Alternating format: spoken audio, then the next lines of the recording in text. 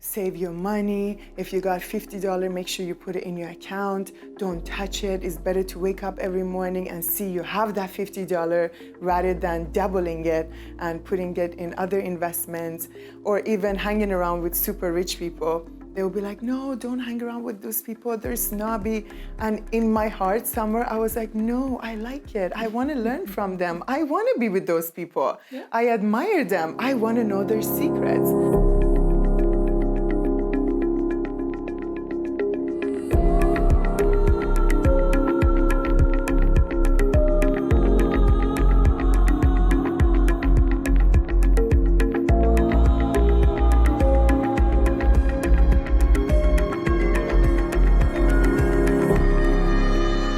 Thank you so much for tuning into Azi Talk Show today. My name is Azi Monjezi, your host, just like every other day.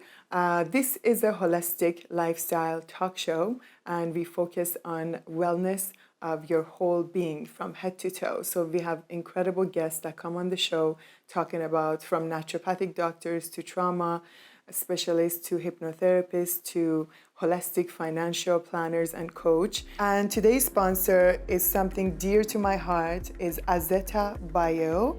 They are a beautiful brand from Italy. They specialize in 100% organic kids product skincare, from gel to hand sanitizers to toothpaste to mosquito protection. Thank you so much for sponsoring the program. And today we have Mariska, who's going to be talking about how to holistically approach your financial situations and how it affects your body and your mind and your whole mental being and vice versa. Thank you so much for coming to the show. Thank you so much for having me, Azi. This is really, I'm excited to be here. So, Thank you. My name is Mariska. I'm a holistic financial planner and money coach, and the founder of the Holistic Money Wellness Institute and yourmoneywellness.com, because I look at money as a symptom. It's a reflection of how we think about money and how we feel about money. And once I started noticing the impact that our body and our brain has on our money decisions and vice versa, I became really fascinated with that side of money rather than just doing financial planning and dealing with the numbers, because we're missing a whole big part of the money picture by not addressing the inside, or the human side of money. Yeah. And you're a coach too, right? I am a coach as well, because I really felt that the two needed to come together, because if you only work on the coach side, on the mindset part, but then there's no connection to the practical side of money, you're still missing something. And the same the other way around. If you only deal with the practical side of money, but you don't deal with the mindset and the beliefs and the physical side of money, then it's not working. So they need to come together, I feel. Mm-hmm. And how did you get into this field? What motivated you to get into this? Yeah, it's been quite a journey for sure. I actually used to be a physiotherapist. And oh, wow. I didn't know that. Yes. And as a physio, I was trained in Europe, and we were trained to always look at the bigger picture. So I was trained to look beyond the sore shoulder and beyond that. And what I kept seeing was how stress impacted our body. So the body-mind connection, I was always fascinated with that. And I could see how money had to do with that as well, because people were now off work and they had a financial impact. But I didn't have the tools to deal with the money side of stress. So 20 years ago, when I switched over to financial services, I saw that money stress again, and I thought I could address it through educating people how money works and understanding investments and things like that. And that helped. But there was still something missing, and I finally realized quite a few years ago the psychology of money and the human side of money when I discovered money coaching, behavioral finance, and neuroeconomics, and I've been able to since then work on putting these two together. Wow, that's incredible. And when you say the stress of money, was it the stress of making money that pushed you to this, or managing the money? Both, actually. as often with us who go through as we go through our own journey, we learn these things. So as a single mom, homeschooling my son, there was a lot of money stress for me. So I use that as a starting off point to learn from. And it's really about how we relate to money. It doesn't matter how much money we have. We can have millions of dollars in the bank and still feel poor, feel that we don't have anything and can't access it. So it's really about that relationship and understanding where that comes from, and understanding, for me, having that physical background or having that background as a physiotherapist, understanding the brain and the hormones and how they relate to money, because they don't. Absolutely, because if your body is not in a proper shape, not just physically, but from inside, outside, and your mind, if you're not optimized properly or balanced, it can affect your money-making decisions, your finances, the way you spend them, the way you make them. Absolutely, yeah. So you started to come up with holistic approaches, right? Yeah. So basically finding solutions to problems that are caused by money mismanagement, right? Yeah, and it really, to me, it really starts with how our brain processes money, because our brain hasn't really evolved enough to process this thing called money. And if you look at the whole history of money, we've had a very interesting journey with money, and there have been times in history where money actually was just banned because it just created so much havoc. So with the way our brain relates to money, we have three parts of our brain. So we have the primitive brain, the emotional brain, and the thinking brain. They all evolutionary came after. But when it comes to money, we keep going to our primitive brain. And what that means in the primitive brain is all about fight or flight or freeze. It's all about greed and fear and desire. It's not about language. It's not about numbers. It's not about logic or common sense. That's all the thinking brain. But the thinking brain, because it's so much bigger, it's our neocortex, it takes longer to kick in. So when we are in survival mode, or when we are reactive when it comes to money, we make decisions from our primitive brain, and then it doesn't necessarily make sense, and it's not necessarily in our best interest.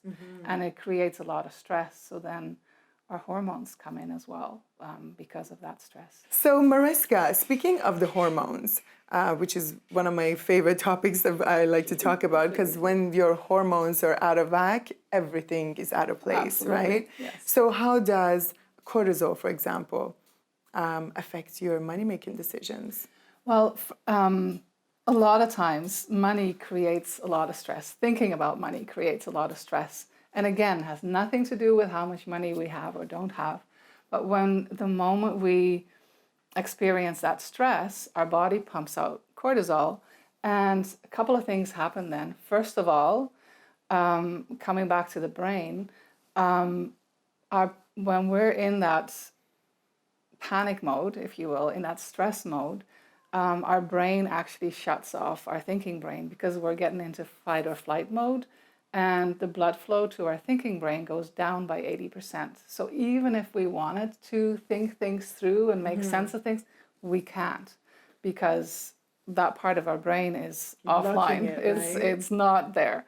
So often when I work with people, that's my number one thing, is to talk them off the ledge and to slow them down and make them more present, so that the thinking brain can come back online, and then we can think things through.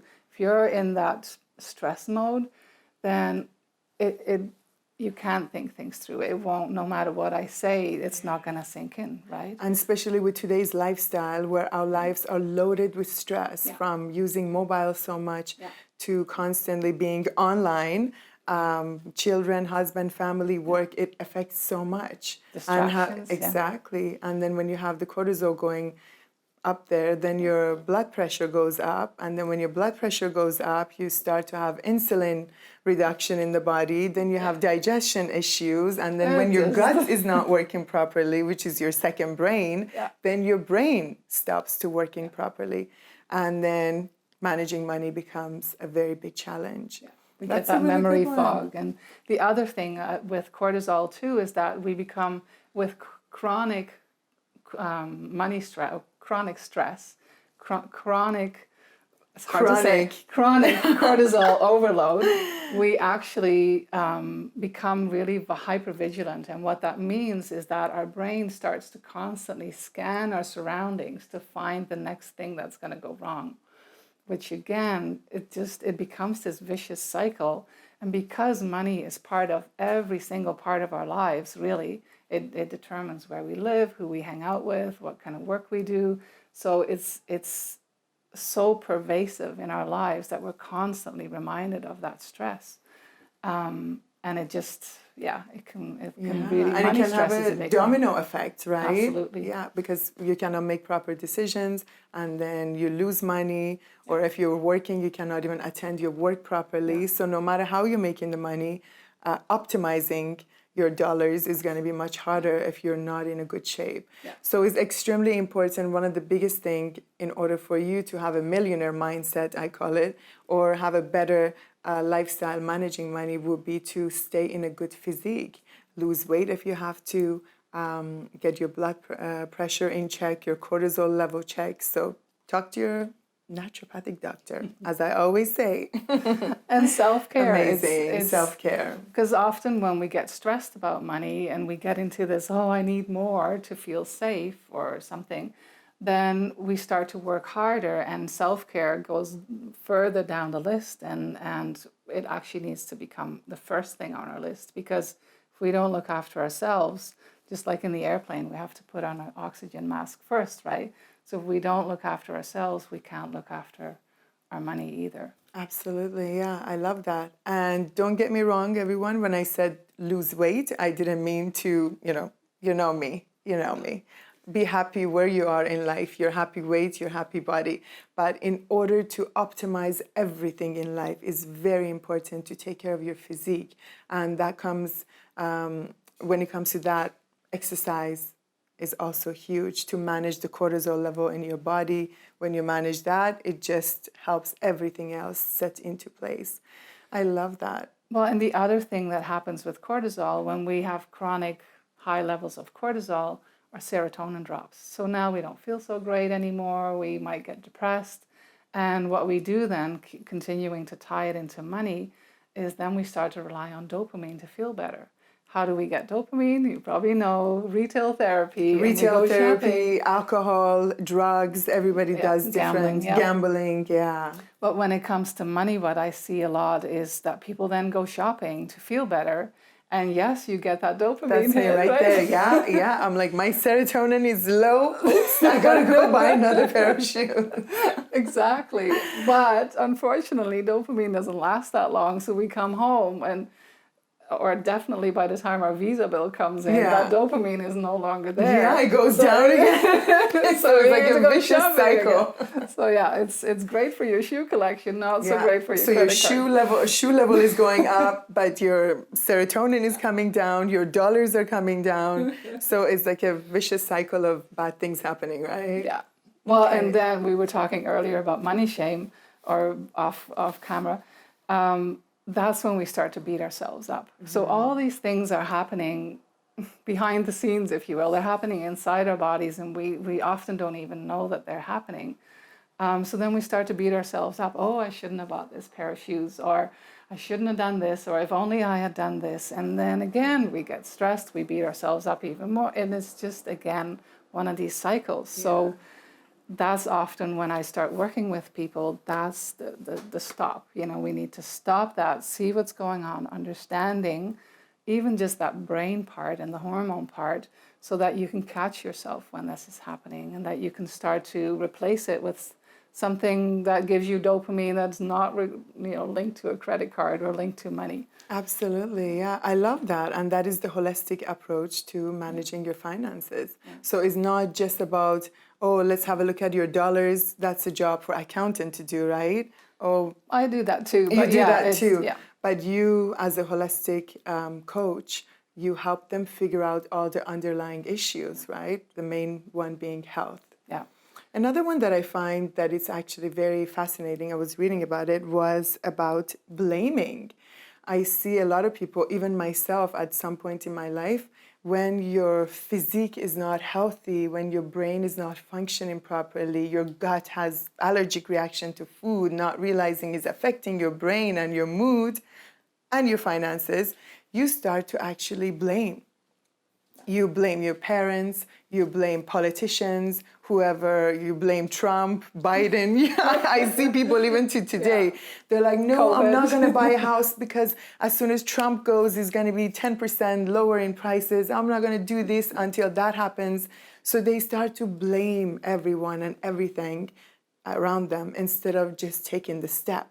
So they procrastinate so much. And that procrastination delays for your success and your money, right? Yeah, it's that's where the powerlessness comes in, because if we, so many times, you know, we think we've tried all the right things and then it didn't work, or we tried to make more money and it didn't work, or we tried to invest and we lost our money.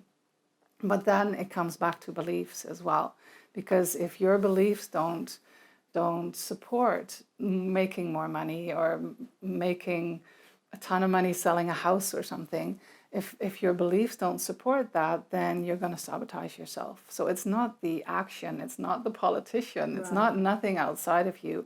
It all comes back to inside of you. If you don't feel you deserve it, or if you feel rich people are evil, then how can you become one of them? If you think rich people are evil, then you're never going to be rich, because in order for you to be part of that richness, whether we're not talking only about dollars, we're talking about rich mentality, rich dollars, of course. Sorry, I take my word back. Dollars are important too.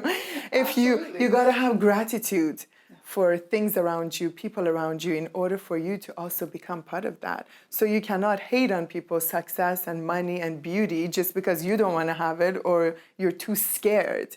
And speaking of scared, I also wanted to get your opinion on fear, because isn't that another thing that stops people from moving forward in life and succeeding? Absolutely. And often, again, that comes back to beliefs then, because and again, to that primitive brain, it's then fight, flight, or freeze are three of the main things that we do in the primitive brain. So if we're frozen because we're afraid we might lose money, and again, these beliefs of money can be taken away from me, or I might lose it all and have nothing, usually they stem back to childhood. That's where most of our money beliefs and our money types are formed. We watch our parents handle money and do life, and as kids we don't know what this thing called money is, but we watch all this and we see our parents maybe stressed out or fighting or not talking about money, and we draw conclusions based on that. Absolutely. And that stays in our subconscious, and we don't know it's there even more by the time we're adults. So, but it keeps driving our behavior. Like to give you an example, I have some clients who got a lot of money for relative to where they were in life through selling real estate or a divorce or something, and they just can't picture themselves having that much money, so they're completely frozen and terrified. Wow. So, and we always think, oh, if I only had more money, then my life would be great. Well, I've seen the opposite, where the weight of that is just completely freezing people up. And that is the fear, right? Because you're not expecting it. And when you're not expecting it, or you're not attracting it to yourself and you don't see it, when it comes to you, sometimes it can be a curse for you, right? So in order for you to handle the money, absolutely, it's important where you grow up, how you grow up. Like I remember in my own family, oh my God, I just saw a fly. A fly flew by. Fly flew. No problem. We can still keep going. In my own childhood too, because, you know, times were different. I totally understand. They had to be careful with every move they made. But I was taught to be not a risk taker. Save your money. If you got $50, make sure you put it in your account. Don't touch it. It's better to wake up every morning and see you have that $50 rather than doubling it and putting it in other investments, or even hanging around with super rich people. They will be like, no, don't hang around with those people. They're snobby. And in my heart somewhere, I was like, no, I like it. I want to learn from them. I want to be with those people. Yeah. I admire them. I want to know their secrets. So as you said, it's important how you are raised.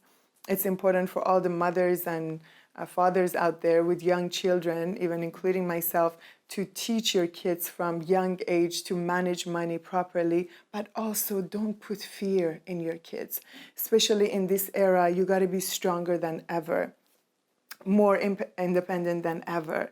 Money is becoming, like, expenses are bigger than ever, right? So it's important to tell your kids to travel, to be open, to dream, to believe, to have vision boards, to just, be open to things instead of scared and putting the fear in them. And talk to your kids about money. We often, I hear this a lot when I'm working with people, when we talk about their childhood. It's like, yeah, my parents never talked to me. They always sent us out of the room if they had to talk about money.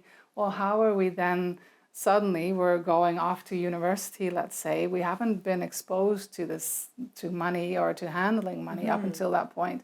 And suddenly we're supposed to be independent and know what to do.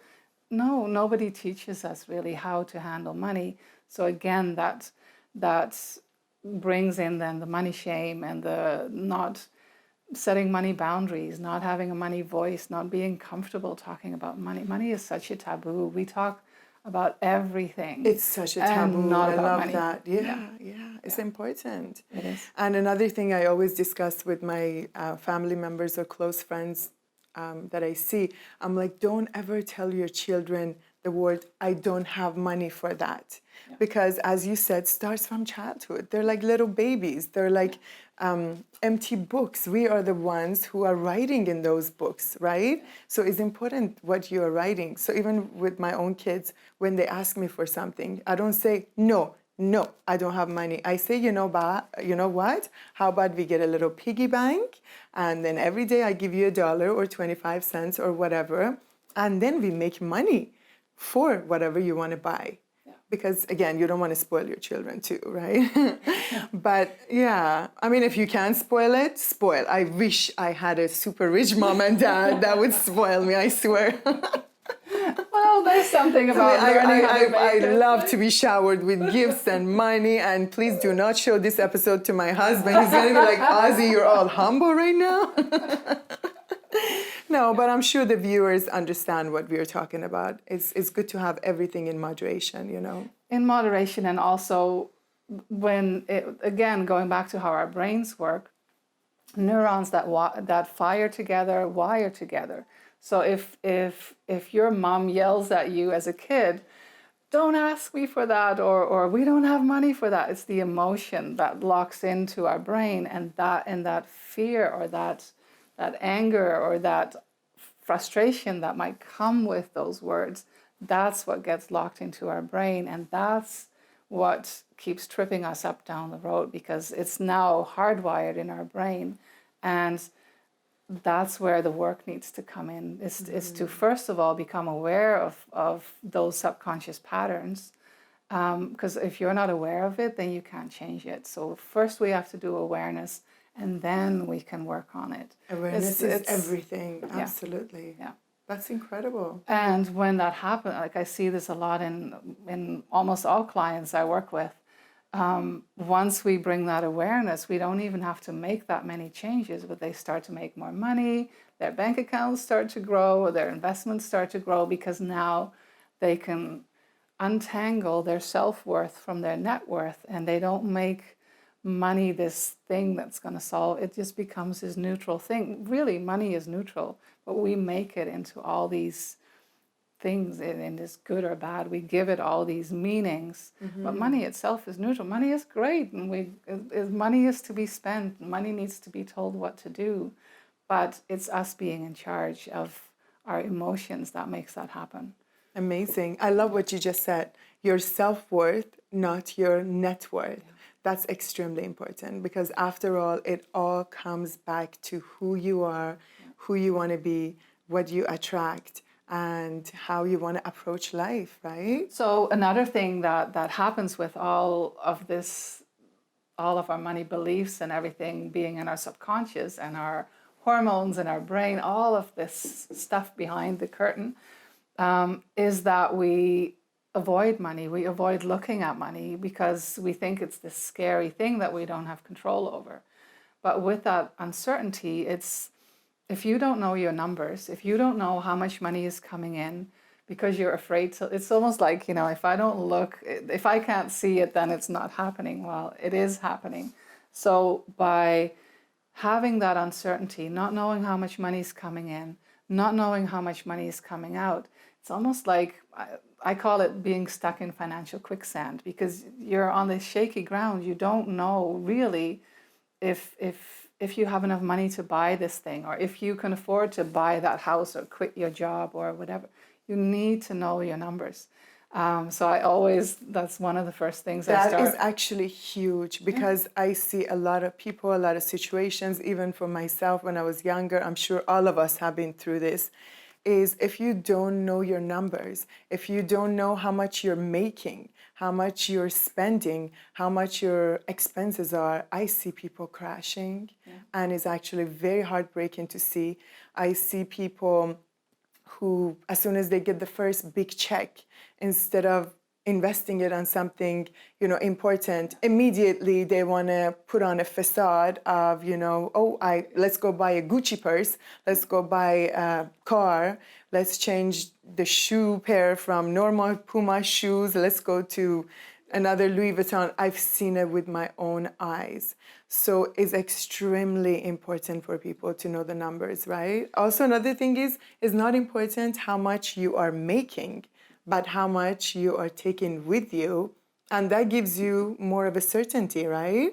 Yeah, it does. And I think what you were talking about, if people get money, I call this the hot potato method.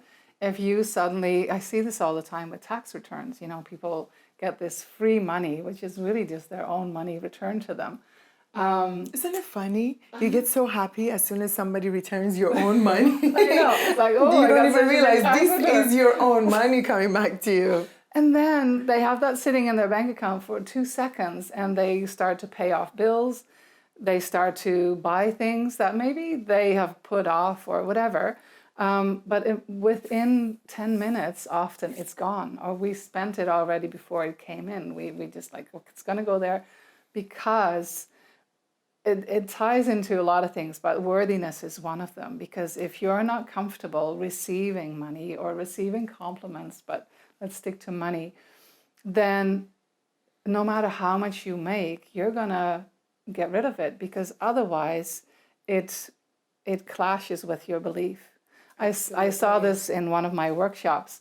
There was a lady who said, you know, I make great money, I just can't save, I spend it all. So we had a little conversation, and at one point I asked her, what would happen if you did have a savings account or an investment account with $200,000 in it? And instantly she said, oh my gosh, my family would disown me because they hate rich people. Oh, so it came wow. back to, I believe it. Yeah. I've seen it. Absolutely. So she cannot allow herself to not spend and not do the hot potato and get rid of it right away, because it feeds into, oh my God, my family's going to disown me. Yeah. Which again is a primitive brain. It's not really going to happen. Her family's not going to do that. Absolutely. But if that's what's in our subconscious, it's driving us, then we keep making decisions based on that. I've seen this with millionaires. They spend it all because it doesn't align with how they see themselves. Yeah, and that's where we were talking about this before, behind the scene, as you say. That's where the poor mentality and the rich mentality comes along, which we have to do a whole episode on that, because it's a huge subject. Yeah. But usually if you have a poor mentality, and when we say poor mentality, is not really the meaning poor, we're talking about not being able to digest money and dollars and having things because you don't see yourself having it, because you don't like rich people, or just you're not attracting it to yourself. And when you have a poor mentality, usually as soon as, that's how it is, one of the signs is, as soon as you have the smallest amount of money or even a big money, immediately you want to spend it, because you want to give yourself satisfaction, because there's other things that are lacking in there that you're trying to suppress and show it by, you know, buying things. That's why a lot of poor people, we're talking about poor mentality, rich mentality, is they spend a lot of money on materialistic stuff. And rich mentality, they do the opposite. At the beginning of their journey, they are very careful, they save money, they buy nice stuff, but they don't go out of their way and empty their bank account to buy a Tesla so they can show off to their friends while they don't have any more money left for the mortgage for the house. Or most of the time, they don't even have a mortgage because they didn't have the capability to actually save money to buy a property, right? Yeah. So it's like a big circle of things. We'll talk about it next time. But what do you think about that? I agree. You've seen it all, right? I've seen it all, and I think you call it poor mentality. I often use the word scarcity mentality or scarcity mindset. And the interesting thing with scarcity mindset, it's the feeling of not having enough. It's not the fact. It's the feeling of not having enough, and it can be time or money or calories if we're on a diet. And that feeling does all kinds of things to our brain, which, again, like you said, it's a bigger topic, so we won't go too much into that. But the other thing in behavioral finance, it looks at, again, the connection between the brain and how we behave. There's this thing called a confirmation bias. So we always look at things on the outside to confirm what we believe. So if we believe that we're poor, we're going to keep looking for confirmation of that. Satisfaction, so by spending right? the money, it's like, see, I have no money, or I have not enough money. And one of my mentors had a client who was a multi-millionaire, came from a very wealthy family, and he was always taught by his dad, if you don't make more than $50 million a year, then you're a loser. And he only made $40 million a year. Because he was so scared, and so he right? felt like a loser because he only made $40 million a year. So so his confirmation was, if I only make 50, then I matter. Then I'm not a loser. And he just kept tying it back to that and felt like a loser making $40 million a year. So Mariska, how does budgeting help in your finances, or does it help at all? I'm so glad you asked. Good. Because budgets don't work. Oh. And I know often when I start talking about knowing your numbers, people go, oh, I have a budget. Budgets don't work. That's what I told my husband, yes. But he doesn't listen to me. I'm like, don't count the money. Don't give me a budget. I'm joking. I'm an independent woman. Budgets are great for something that has a beginning and an end. So holidays, renovations, fantastic. Use budgets because then it'll keep you within range. But for life, budgets don't work because our brains are not designed to keep track of how much we spend. So when I teach my behavioral cash flow planning in workshops, I always do this exercise where I take people through a week in the life of somebody spending money and having to keep track of how much we've spent. And we can't. It's too tedious. And again, our brain is not going to hang in there. And why is that? Why doesn't brain like budgeting? Because our brains deal with life. Like, it doesn't hang on to numbers the way we expect it to. So then people say, well, but I have my app from my bank, or I use Mint or whatever. And all these things, they're great. I feel like they put more pressure on you. They do, but they're also after the fact.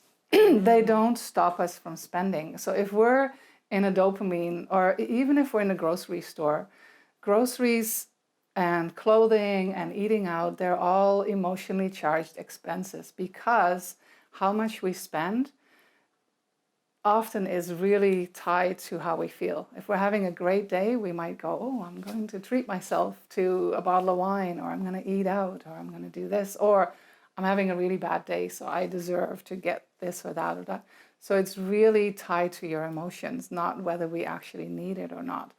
And that's often where the wheels can come off because we just lose track of how much we've actually spent. So there's a much simpler way. Again, simplicity in everything that I do is key, because the more complicated we make it, the more we trip up or the more we give up. I love that you said that, Mariska, because honestly, I feel like all these apps all of these things that I feel like we're fooling ourselves. Like you just said it. You use the apps to see how much you already spent. So it's already after the damage is done, right? And then the shame comes in because now you're like, oh my gosh, I spent way more than I should have. And you can't take it back usually.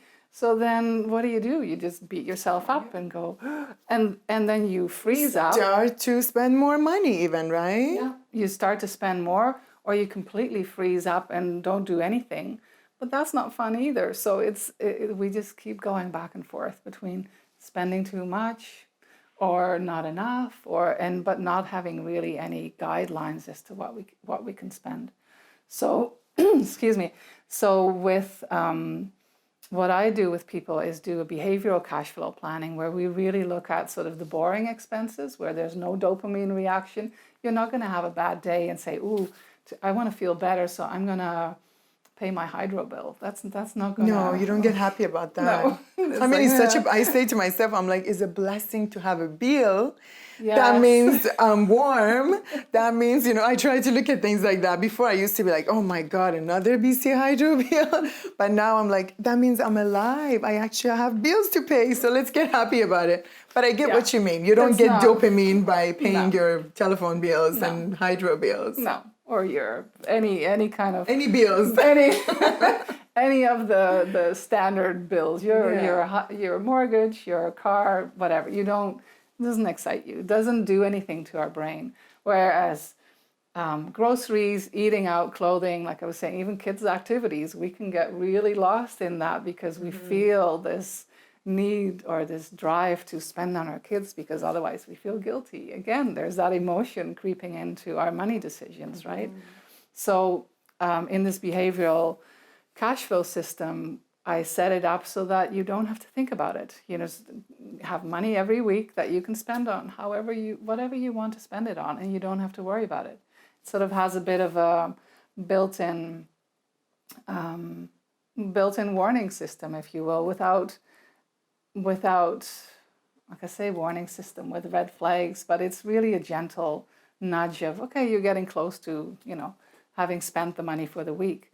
But in the meantime, what it also does is it makes you creative. Because if you have this amount of money to spend for the week, then you can go, okay, well, I really want to have this latte, but I also still need to do groceries. So how can I do both? And if money becomes a bit of a game, then it becomes fun. It doesn't become this, oh, I can't afford this, or oh, I shouldn't be buying lattes, or...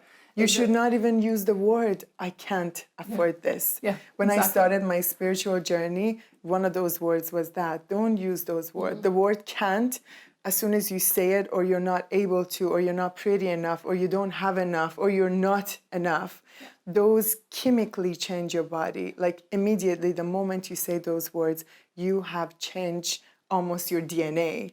I don't know exactly if it's changing the DNA, but if you have a pattern of doing it so long, it can actually change your whole being. And it shuts your brain down, It shuts your brain down. Your brain is no longer looking for ways to make money, ways to get happy, and then you just fall into that trap of unhappiness, and your unhappiness turns into physical problems, mental problems, isolation, depression, and you start to pass those on to your children. And that's the sad part that I see. Yeah. The parents start to pass those habits to their kids, right? Yeah, and there's no power in the I can't. Whereas it's all about how you look at it. I can't versus how can I? Then there's an opening. Then there's a sense of playfulness and creativity as part of it. Like, how can I make this work? So then that's the right question to ask your brain, because then your brain can go into, okay, well, we can do this or we can do this. And then you pick something and you feel empowered. Yeah. Whereas the I can't, no power. And then you're stuck. And then you teach your kids that you have no power. Exactly. So it's just one of the ways that you can take your power back and really... I don't even want to say control your spending, but be conscious of your spending. No, I like that word, control spending. A lot of people out there watching my show control your spending. And the thing too nowadays with our it's your money, you can do whatever you want, but if you have bad patterns and it's going to damage the whole family. and the future of your children, then you got to be careful with that. Yes, and it's no fun, and life is about fun and joy and finding your bliss, no matter what that is, and no matter how much money is in your bank. You want to feel that you have purpose. You want to feel that you're happy, and you want to feel that you're living the life that you want to live. That's really what it all comes down to. And I think that's where money fits in. Right? Happy. Yeah. I've been through my fair share of things in life with money and not having it. And then if I had it, I didn't know how to spend it, excessive this, excessive that, and then not be happy. And then so many things. You read it in my book. But I realized after going through all of that in my journey that if you are happy about everything, even the bill that comes to your house, your hydro bill, as you said, your mortgage, your telephone bill, you got to be happy that you have a life. You got to be happy that you have a bill to pay. If you have a house, you should be happy that you have a mortgage to pay. It takes time, it takes effort. You got to meditate, you got to check your hormones, make sure you are balanced. That was for me. My hormones were so imbalanced, I was getting depressed, right? And then the moment you look at life like that, then life will work for you. The universe will work for you, not against you, because the universe is not really working against you. You are working against yourself. So I think once you start to think like that and change and switch that channel, change that channel, right? As soon as you start to change it, you start to have a more stronger millionaire brain. Not only the dollars, when I say millionaire, means stronger, more powerful version of yourself. And thank you for this incredible subject that you came and shared with us. I've never heard about holistic financial planning before and coaching. So to wrap everything up, let us know about your coaching. Do you do it virtually? Can people reach you anywhere in the world? Anywhere in the world. So I do it virtually, and I'll be launching group programs, and I do one-on-one as well. And I do lots of webinars as well. So a lot more is coming down the line as soon as I move to Europe. And yeah. That's amazing. How can we get a hold of you? What's your email address? My email address is mariska@yourmoneywellness.com. Right there, perfect. And people can just look on my website, and they can find the contact information there, and it's yourmoneywellness.com. Yourmoneywellness.com. All Mariska's information about her website and her email will be in the description below. Contact her, doesn't matter where you are in the world. We all need holistic healing. We all need to be healed from inside in order to make everything more beautiful around us, including money. And please be more mindful about the words you say to your children, the way you're raising them, the people around you, your loved ones, your spouse, your son, your daughter. Be more mindful about the words that come out of your mouth, because this tongue is the captain of your ship. And if you use it wrongly, it can hurt a lot of people.